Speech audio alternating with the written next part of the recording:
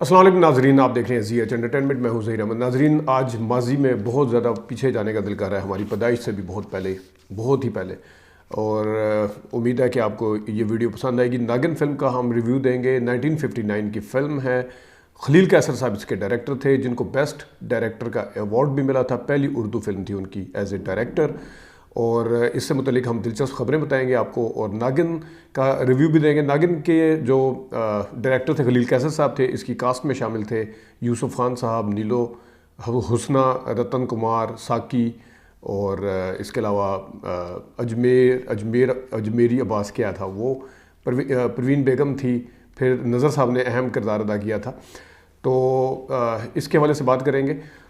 इसके जो गाने थे वो कतील शफाई साहब के थे और उसको 7 गाने थे और 4 गुलकारों ने उसको गाया था। सलीम रज़ा, परवीन इकबाल बानो थी, परवीन थी, नाइद न्याजी वगैरह इसमें शामिल थे। जैसे कि मैंने बताया कि खलील कैसर साहब की ये दूसरी फिल्म थी। पहली फिल्म उनकी पंजाबी फिल्म थी यार बेली, जो कि पहले आई इसी साल, और उसके बाद ये जून में रिलीज़ हुई थी फिल्म 1959 में। बड़ी ईद का ये मौका था जब ये फिल्म लाहौर के ऑडियन सिनेमा पे आई थी और 30-31 हफ्ते चली थी। जबकि इसके हवाले से कहा जाता है कि इस फिल्म को, ये फिल्म जो थी, खलील कैसर साहब आप सबको पता है कि अनवर कमाल पाशा साहब के वो शागिर्द थे, अल्ताफ़ हुसैन साहब भी, आगा हुसैनी साहब भी। मैं इसे रिव्यू पे जाने से पहले ज़रा दिलचस्प बातें आपको बता देता हूँ। कुछ उसमें हुआ कुछ ऐसे कि जो खलील कैसर साहब थे, उन्हें ये फिल्म तो मिली नागिन, और इससे पहले यार बेली बना चुके थे, लेकिन जिस वक्त उन्हें फिल्में नहीं मिल रही थी वो असिस्ट कर रहे थे, यानी कि फिल्में उन्हें नहीं मिली थी इंडिपेंडेंटली। वो असिस्ट कर रहे थे अनवर कमाल पाशा साहब को।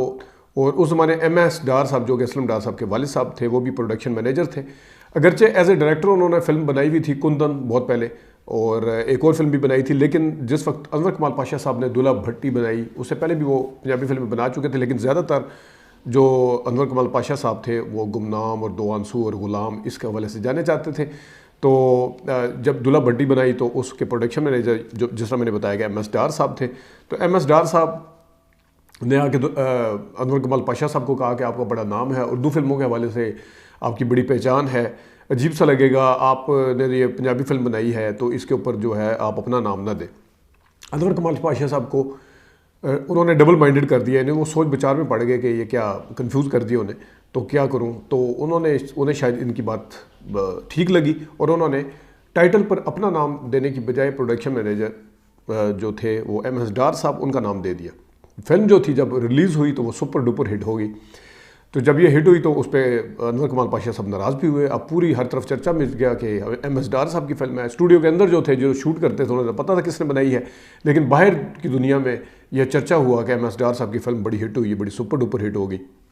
और उस वक्त तक जिस तरह मैंने बताया, खलील कैसर साहब, अल्ताफ़ हुसैन साहब भी उनके शागिर्द थे, आगा हुसैनी साहब भी थे। खलील कैसर साहब को जिस तरह मैंने बताया कि कोई फिल्म नहीं मिली थी, तो उसी ज़माने में MS डार साहब को दुल्हा भट्टी की सक्सेस को देखते हुए एक फ़िल्म मिल गई। उस फिल्म का नाम था सरदार फिल्म मिली। तो अब जाहिर है उन्हें कोई डायरेक्शन का उस तरह से, अगरचे कागज़ों में आता है कि कुंदन फिल्म, पता नहीं उन्होंने वो कैसे बनाई होगी, क्या किया था, लेकिन आता है। लेकिन सोर्स बताते हैं, बड़े ऑथेंटिक सोर्स बताते हैं कि उन्हें उस तरह का तजर्बा नहीं था। तो उन्हें जब ये सरदार मिली तो उनको लाले पड़ गए कि ये अब क्या करें हम, ये तो मतलब ज़ाहिर है वो दुल्हा भट्टी तो अनवर कमाल पाशा साहब ने बनाई थी, लेकिन फिल्म के टाइटल के ऊपर इनका नाम था, इनको क्रेडिट जाता था। इनको क्रेडिट के मद्देनज़र रखते हुए पार्टीज़ आई इनके पास आगे, गलबन बारी मलिक साहब थे, जो भी थे उसके सरदार के, वो आए, या सरदार के थे या सल्तनत के किसी के थे, लेकिन मैं बाद में आता हूँ। उनके पास आए, उन्हें लाले पड़ गए। उन्होंने खलील कैसर साहब को, क्योंकि वो उनके बड़े शाइनिंग स्टार थे शागिर्दों में, तो उनके पास आए, उन्होंने कहा जी आप मेरी फिल्म बना दें। अगरचे दुल्हा भट्टी के बाद वो थोड़े से जब नाराज़ भी हुए थे अनवर कमाल पाशा साहब MS डार साहब से कि मेरे से क्या करवाया, तो लेकिन इसके बावजूद बड़े लोग थे, माफ़ भी कर देते थे। तो खलील कैसर साहब के पास जब वो आए कि आप इसको खुद आज़ादाना इसकी डायरेक्शन दो सरदार की, खलील कैसर साहब को और क्या चाहिए था।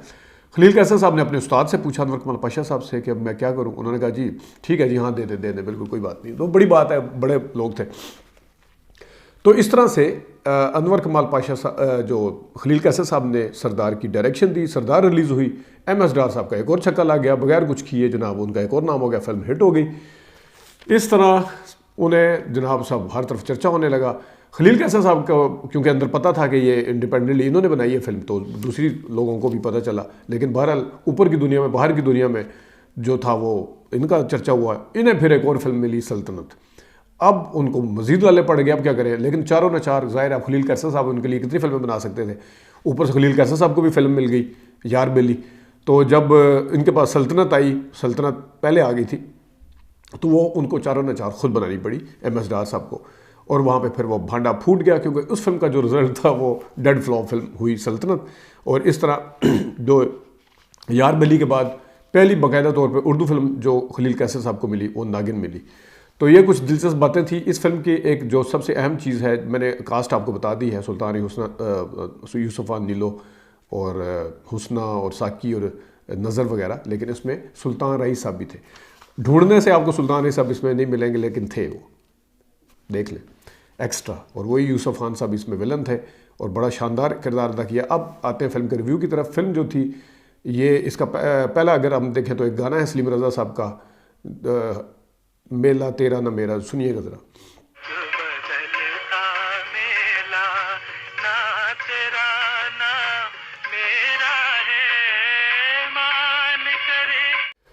नाज़रीन एक और गाना था हट जा मैं तेरे से ना बोलूं, ये भी ज़रा सुनिएगा, बाद में बाकी सीन भी दिखाते हैं आपको।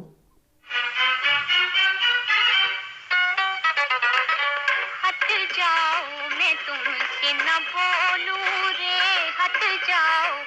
साहिबा जी को ढूंढने चली जोगन, देखिएगा एक और गाना। जी को ढूंढने चली फिर मगन बनके, या को ढूंढने चली जोगन बनके। यूसुफ खान साहब बड़े यंग और बड़े ज़बरदस्त थे। वो नीलो के साथ उनके कुछ डायलॉग हैं, ज़रा देखिएगा।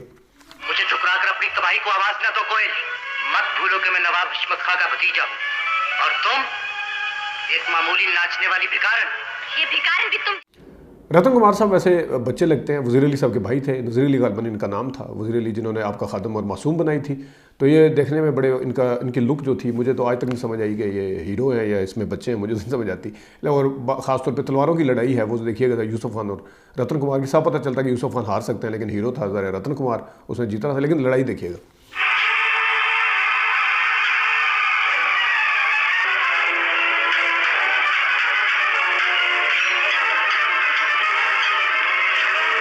नाज़रीन इसमें एक ज़बरदस्त वो भी है कि रतन कुमार क्योंकि नाग होते हैं तो वो इंसान की शक्ल इख्तियार कर लेते हैं। तो इस वजह से जब एक नाग उनको मारने के लिए छोड़ा जाता है, सांप, वो सांप उनको जब डसने लगता है तो सांप उनको डसने के लिए आता है। आप सांप का साइज़ देखिएगा क्या है, और ख़ास तौर पे ये सीन भी देखिएगा क्योंकि सांप खुद मर जाता है, लेकिन पहले ये सीन देखिएगा जब सांप उन्हें डसने आता है।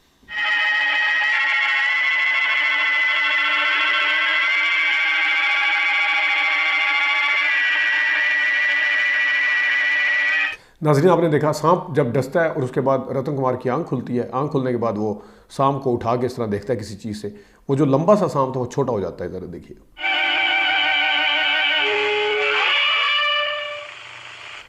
रतन कुमार और यूसुफ खान की जो लड़ाई है, फिर यूसुफ खान को मारते हैं जहर लगा के, वो तलवार के ऊपर नाग होता है क्योंकि, देखिएगा।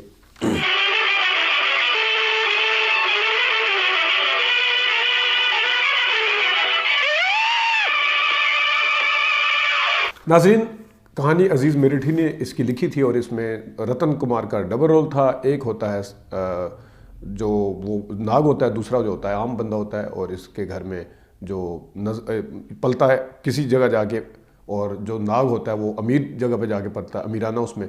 नज़र साहब क्योंकि इसमें स्पेरे होते हैं, और इस तरीके से ये कहानी आगे बढ़ती है। और नीलो जो होती है वो भी नज़र क्योंकि शुरू में सांप पकड़ने जाते हैं तो एक सांप जो है वो नीलो होती है, वो इंसानी शक्ल इख्तियार कर लेती है, दूसरा रतन कुमार।